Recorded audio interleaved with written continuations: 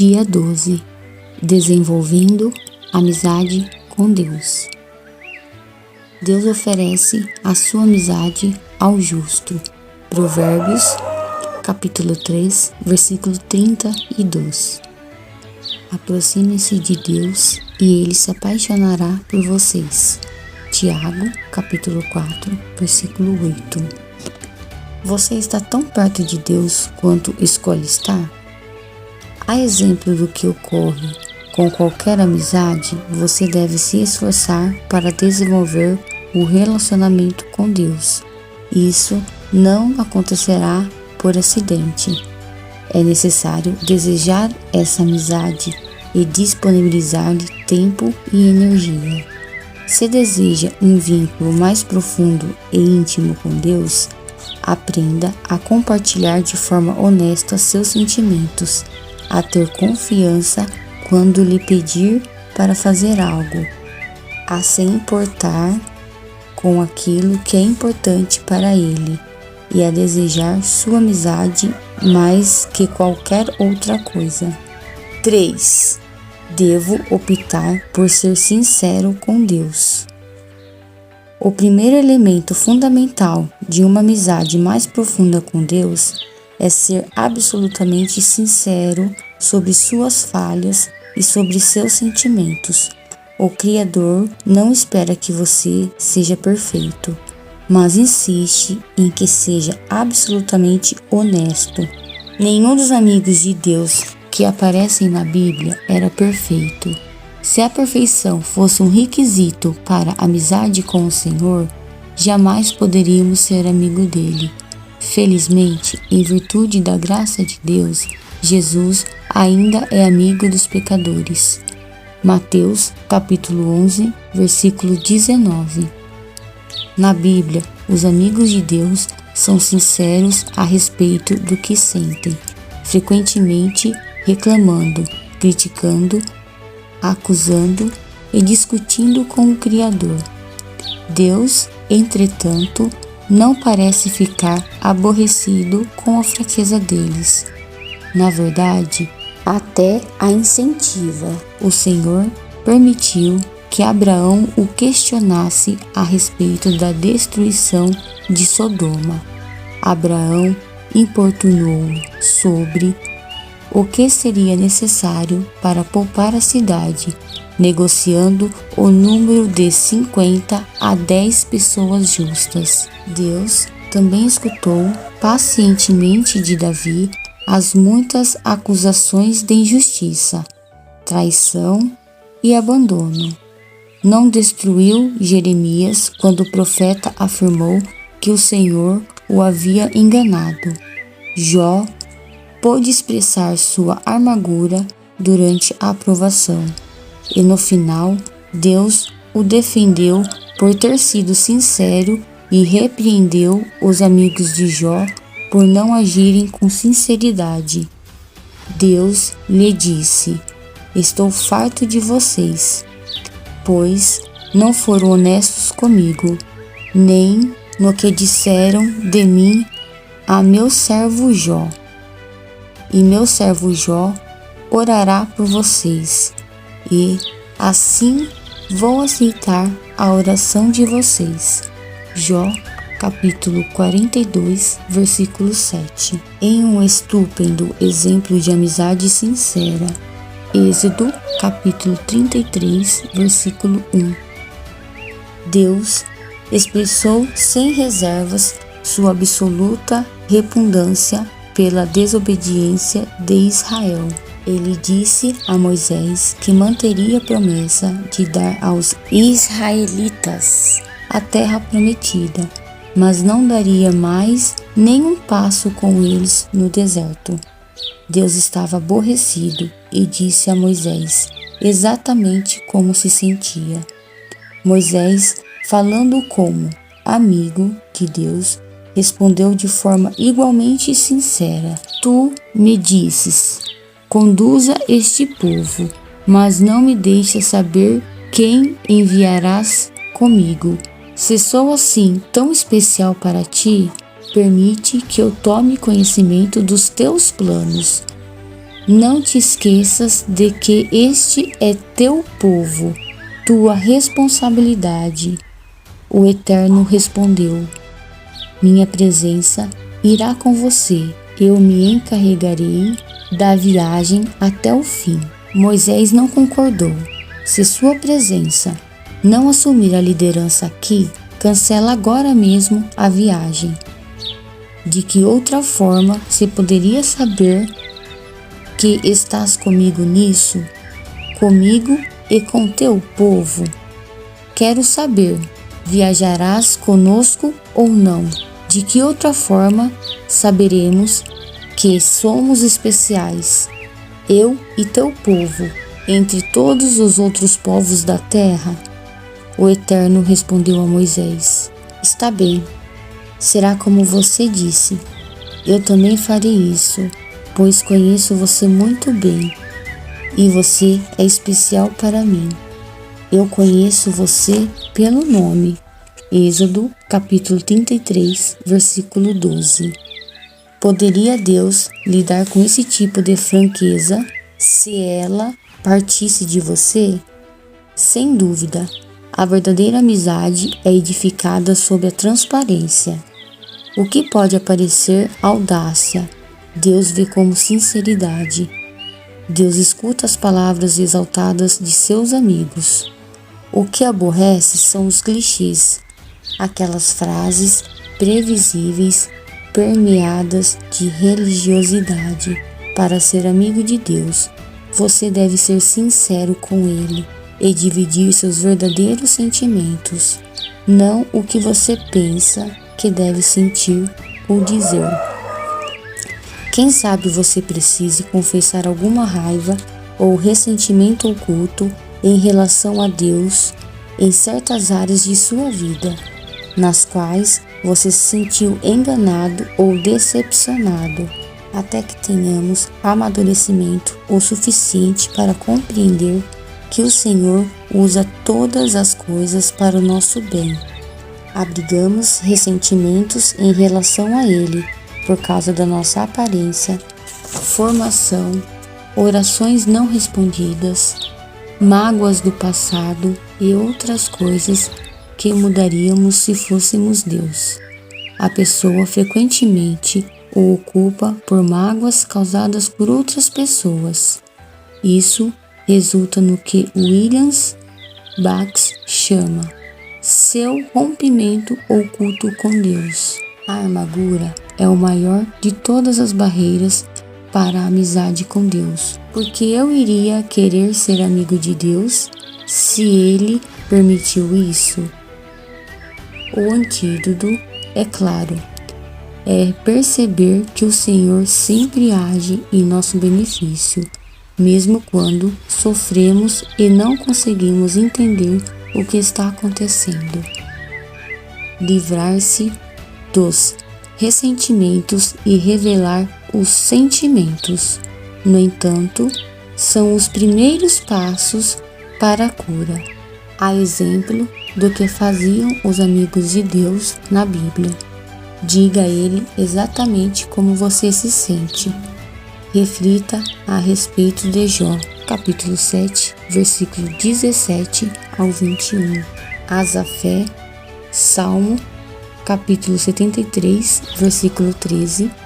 Jeremias, capítulo 20, versículo 7. E Noemi, em Ruth, capítulo 1, versículo 20. Para nos instruir em uma honestidade sincera, Deus nos deu o livro de Salmos, um manual de adoração repleto de linguagens impetuosa, fúria, dúvidas, medo, ressentimento e sofrimentos intensos, combinados com ação de graças, louvores e adorações de fé. Todas as emoções possíveis estão catalogadas em Salmos. Quando você lê as confissões emocionadas de Davi e de outros compositores, percebe que é assim que Deus quer que você adore, sem reter absolutamente nada do que sente. Você pode orar como Davi. Derramo diante dele as minhas queixas e conto-lhe todos os meus aborrecimentos. Estou totalmente abatido. Salmo, capítulo 142, versículo 2.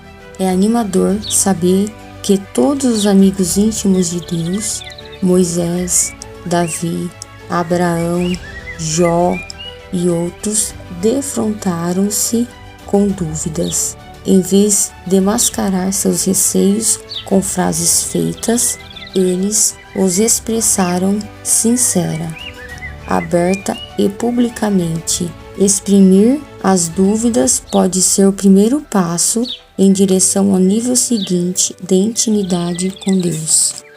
4. Devo optar por obedecer a Deus pela fé.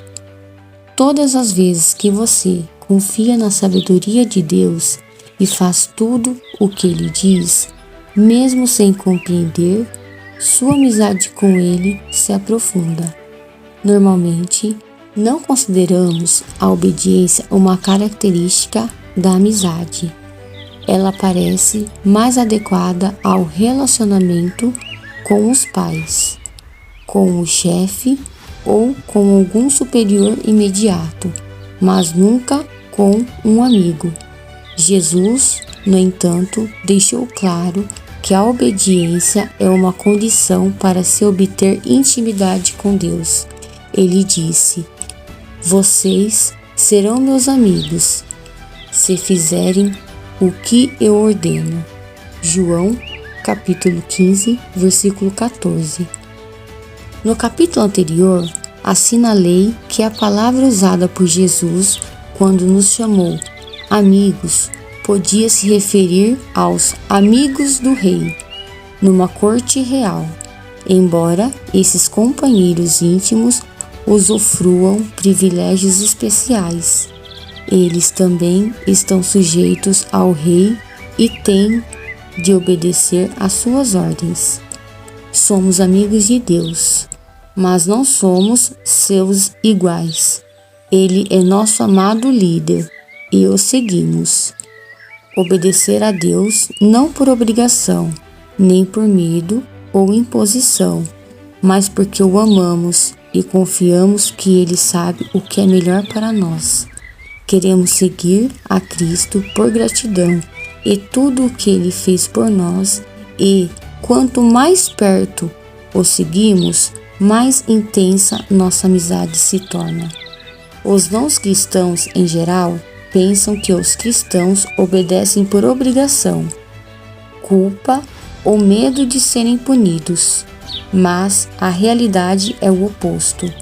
Fomos perdoados e libertos, então obedecemos por amor, e a nossa obediência nos traz grande alegria. Jesus disse: "Como o Pai me amou, assim eu os amei. Permaneçam no meu amor. Se vocês obedecerem aos meus mandamentos, permanecerão no meu amor, assim como tenho obedecido os mandamentos do meu Pai, e em seu amor permaneço." Tenho dito essas palavras para que a minha alegria esteja em vocês e a alegria de vocês seja completa. João, capítulo 15, versículo 9 ao 11. Observe que Jesus espera de nós o mesmo comportamento que Ele tem com o Pai, que é o modelo para nosso relacionamento com o Filho. Foi por amor que Jesus realizou tudo o que o Pai lhe pediu. A verdadeira amizade não é passiva, é atuante. Quando Jesus nos pede que amemos o próximo, ajudemos os necessitados, dividamos nossos recursos, conservemos nossa vida irrepreensível, perdoemos e levemos outras pessoas a Ele. O amor estimula-nos a obedecer imediatamente. Em várias ocasiões, somos desafiados a realizar grandes coisas para Deus. Na realidade, o Senhor fica mais satisfeito quando fazemos pequenas coisas para Ele espontaneamente. Elas podem passar despercebido para outras pessoas, mas Ele os observa e as considera atos de adoração. Grandes oportunidades podem acontecer em uma única vez, durante toda a vida, mas pequenas oportunidades nos cercam todos os dias, mesmo por um simples ato, como dizer a verdade, ser gentil ou animar alguém. Trazemos um sorriso à face do Senhor. Deus guarda simples atos de obediência como se fossem um tesouro, mais precioso que orações, louvores ou ofertas. A Bíblia diz: o que agrada mais o Senhor, o holocausto e sacrifícios ou obediência à sua voz? É melhor obedecer que sacrificar. 1 Samuel, capítulo 15, versículo 22. Jesus iniciou seu ministério público com a idade de 30 anos, ao ser batizado por João. Naquele momento, Deus falou do céu: "Este é meu filho amado, e estou plenamente satisfeito com ele." Mateus, capítulo 3, versículo 17. O que Jesus fez durante aquelas 3 décadas que agradou tanto a Deus? A Bíblia silencia a respeito desse período da vida de Cristo, exceto por uma única frase que encontramos em Lucas, capítulo 2, versículo 51. Então foi com eles para Nazaré e era-lhes obediente. Bíblia, Nova Versão Internacional. 30 anos agradando a Deus foram resumidos em 3 palavras: era-lhes obediente. 5. Devo optar por valorizar o que Deus valoriza. É isso o que os amigos fazem. Eles se importam com o que é importante para as outras pessoas. Assim, quanto mais você se torna amigo de Deus, mais se importará com o que é importante para Ele, mais sofrerá com o que lhe causa sofrimento e mais se alegrará com o que lhe dá prazer. Paulo é o melhor exemplo disso. As prioridades de Deus eram suas prioridades e os desejos dele eram seus desejos também. O que me deixa tão abatido é que me preocupo demais com vocês. É a paixão de Deus queimando dentro de mim. 2 Coríntios, capítulo 11, versículo 2. Davi se sentia da mesma forma: pois o zelo pela tua casa me consome, e os insultos daqueles que se insultam caem sobre mim. Salmo, capítulo 69, versículo 9. O que importa mais para Deus? A redenção de seu povo. Ele quer que todos os seus filhos perdidos sejam encontrados. Este é o único motivo pelo qual Jesus veio a este mundo. A coisa mais preciosa ao coração de Deus é a morte de seu filho. A segunda coisa mais preciosa é quando seus filhos comunicam essa boa nova a outras pessoas. Para ser amigo do Senhor, você deve se interessar por todas as pessoas a seu redor, pois Deus se importa com elas. Os amigos de Deus falam dele aos amigos. 6. Devo desejar ser amigo de Deus mais que qualquer outra coisa. Os Salmos estão cheios de exemplo deste desejo. Davi desejou apaixonadamente conhecer a Deus, expressando-se com palavras como anelo, anseio, sede e fome. Ele ansiava pelo Senhor e declarou: uma coisa que realmente desejo do Senhor é o privilégio de viver durante toda a minha vida na sua presença, para descobrir a cada dia a bondade do Senhor e buscar a sua orientação. Em outro salmo, ele diz: o teu amor para mim vale mais que a vida. Salmo, capítulo 63, versículo 3. O desejo de Jacó pelas bênçãos de Deus era tão intenso que ele lutou uma noite inteira com o Senhor, dizendo: não te deixarei ir, a não ser que me abençoes. Gênesis, capítulo 32, versículo 26. A parte mais maravilhosa dessa história é que Deus, que é o Todo-Poderoso, permitiu que Jacó vencesse. O Criador não fica ofendido quando lutamos com ele, porque lutar exige contato pessoal e nos traz para perto dele. Lutar também é uma atitude apaixonada, e Deus gosta que mostramos paixões por ele. Paulo foi um outro homem que nutriu uma amizade ardente com Deus. Nada era mais importante, era sua prioridade máxima, objeto de sua total concentração e o mais importante objetivo de sua vida. Esse foi o motivo pelo qual Deus usou Paulo de forma tão grandiosa. A versão bíblica The Amplified Bible exprime toda a força da paixão de Paulo.